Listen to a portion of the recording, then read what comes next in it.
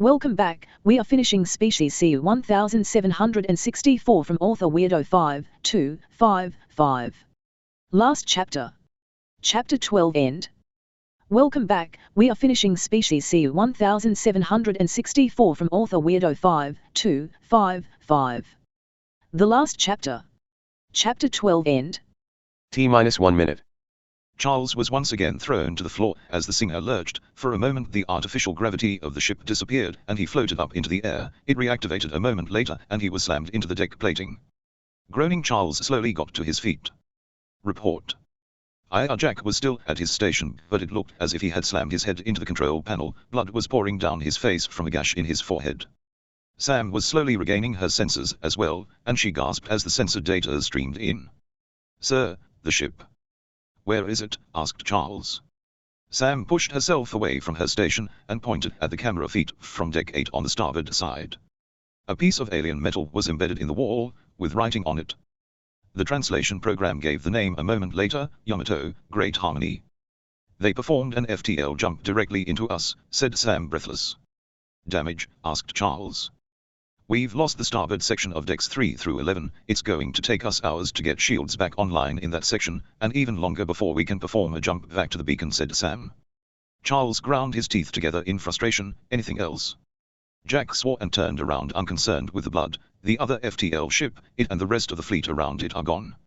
Charles looked back at the display showing the name of the ship. It had been another distraction, another delaying tactic by a desperate species clinging to life. It had worked though. Whatever technology it was they used to go to FTL had been applied to an entire fleet. They had escaped. Charles sighed. "Sam, send a message to the beacon, tell the fleet in reserve they are needed for cleanup." "Yes sir," said Sam. Sitting back down in his chair, Charles closed his eyes and put his head in his hands. Species C1764 was going to be a problem. T-1 minute. Red glanced down at the tactical display. The Yamato was gone, but the alien ship wasn't accelerating towards them. They had stopped it somehow. Red opened the comm to the fleet. "All ships form up and prepare for the jump." Slowly all of the ships, large and small, drifted in closer to the Ark, some getting so close to one another that they were only meters away. Proximity alarms sounded in the Ark and every other ship in the fleet. The only gaps were directly in front and behind the Ark, where the charges would be detonated. They were now tearing through the solar system at a rate of 101 km per second relative to the Sun, and they were ready.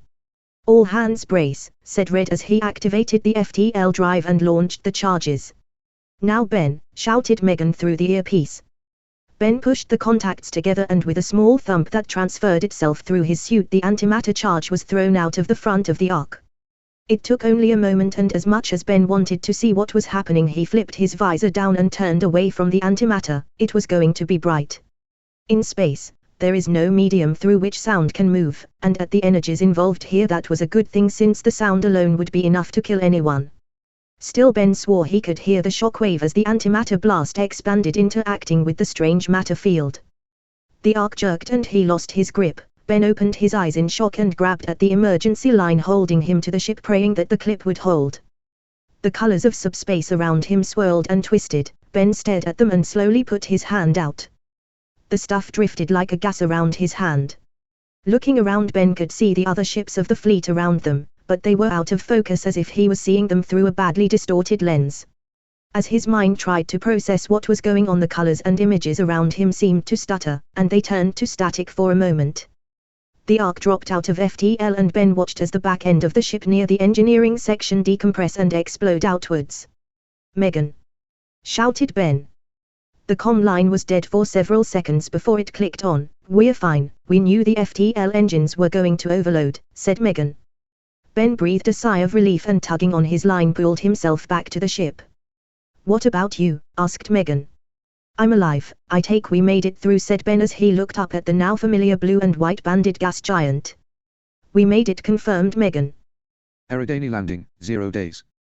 The ships of the fleet were desperate, many of them nearly at the point of drive failure from taxing the vacuum thrusters designed to perform orbital maneuvers up to 200 km per second of acceleration.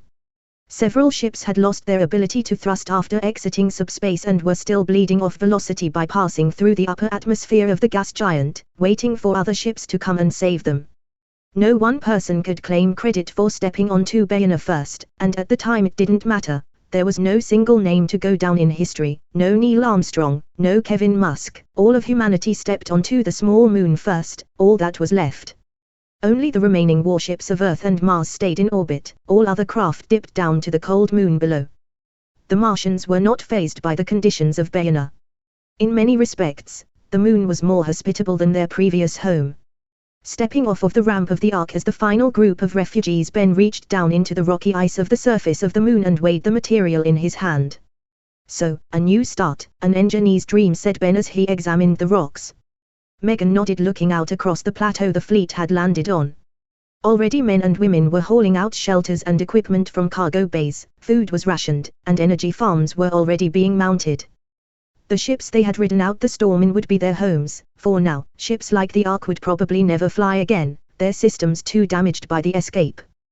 Diana, in a smaller suit, awkwardly ambled over to Ben and Megan. It was odd not seeing the girl at eye level hovering in the air.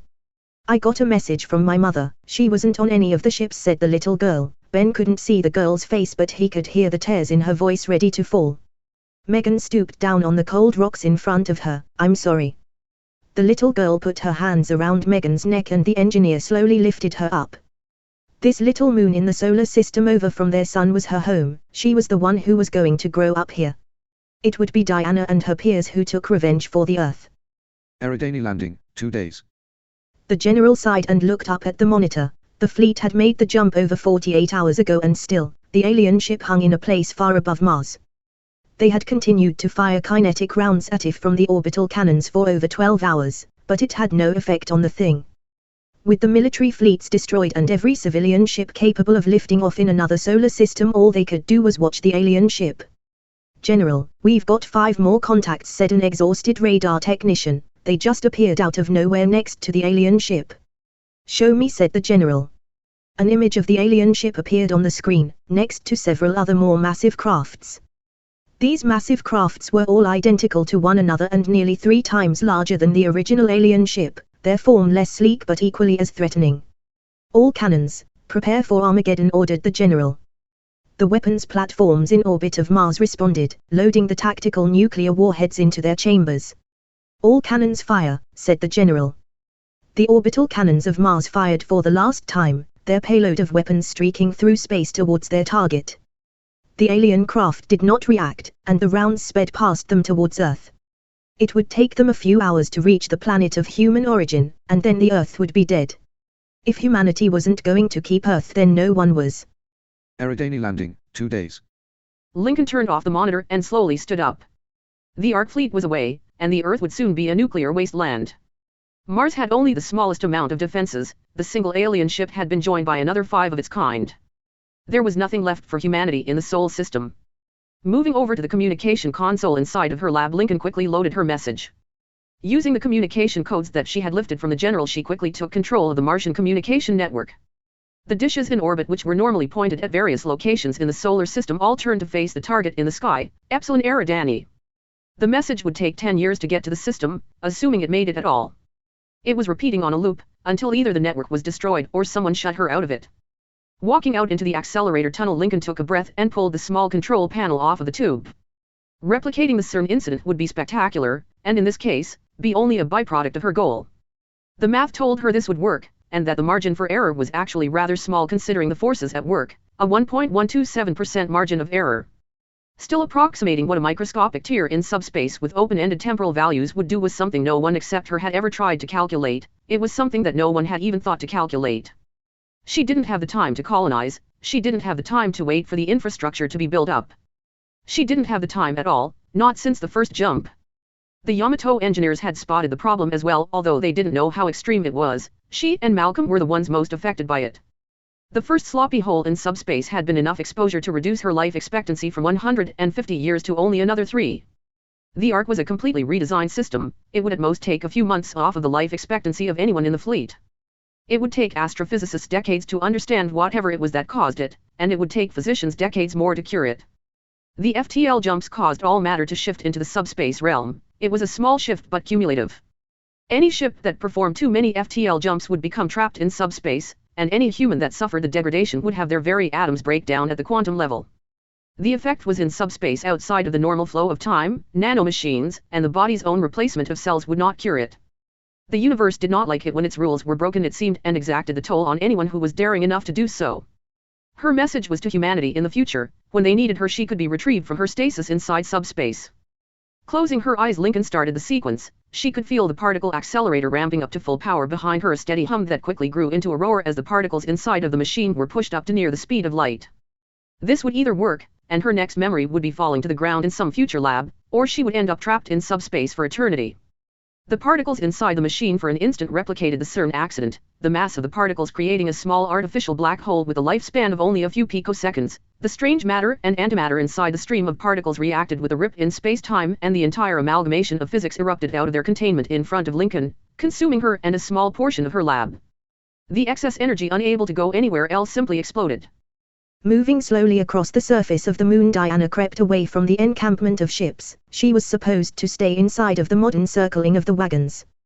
Ben and Megan were busy though, despite the fact that they had promised to take care of her. Diana didn't blame them for being distracted. They were some of the finest engineers humanity had left. They didn't need to waste their time babying her. Besides, she could take care of herself. Her mother had been kind, but time alone with her had been sparse. She grew up on her own inside the station, learning what she needed to from its inhabitants. Pausing, Diana looked up at the star in the sky. Epsilon Eridani was dimmer than the sun, redder as well. The planet underneath her feet was cold, but it had a certain beauty to it. Magnificent desolation was the common description that ancient astronauts had used when they described alien vistas.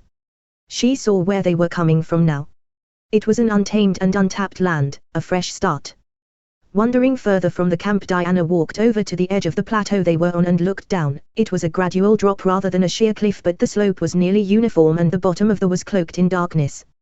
Diana shivered. Even in the suit she felt the edges of the cold around her. More atmosphere than Mars meant the suits designed for that planet transferred more of the cold through them. There was more atmosphere for the heat transfer to take place in. Finding a small boulder, Diana lay down on it and looked up at the stars, searching for one that would perhaps look familiar. She closed her eyes and shook her head. Her mother was dead. Once again tears threatened to fall. Diana knew about her genetic heritage, that her DNA was modified and enhanced. She was stronger, faster, and smarter than the average human. She would have to use the gifts her mother had given her, not to take her place as the head of the Martian criminal syndicates, but to exact revenge on the enemy of humanity. Ben and Megan, for as much as they complained and joked with one another, never wavered in their resolve. Ben had crawled out onto the nose of a ship as it jumped through FTL, and Megan hadn't argued with him. They both knew what had to be done. The first fleet around Earth had thrown themselves at the aliens knowing nothing about them. The fleets Terran and Maritane around her home had faced the enemy even knowing the power they wielded. Her own mother had destroyed the bastion of her success just to give the fleets cover. The men on the station who had been the reprehensible outlaws hunted by the Martian government had stood up with the rest of humanity. All of the sacrifices, all of the death. All to save her generation. Diana opened her eyes and looked up at the stars. It was genetic, she supposed. Ensure the future survives at all costs. It was hard-coded into the human genome. It was also hard-coded into her genes to seek revenge, to seek justice. She owed it to those who could no longer fight. She owed it to those who had died fighting, and to those 10 billion who never even got the chance to fight. Diana brought her eyes down from the stars and to the moon in front of her, confident in what her future held, more resolute and determined than any adolescent should have been. And then Diana blinked, startled out of her reverie by the small creature in front of her. About the size of her head and covered in leathery skin with 4 legs, 2 small stubby arms, and 2 very large eyes, the small thing stared up at her from the dirt, the eyes expressive enough to show that it was as surprised as she was.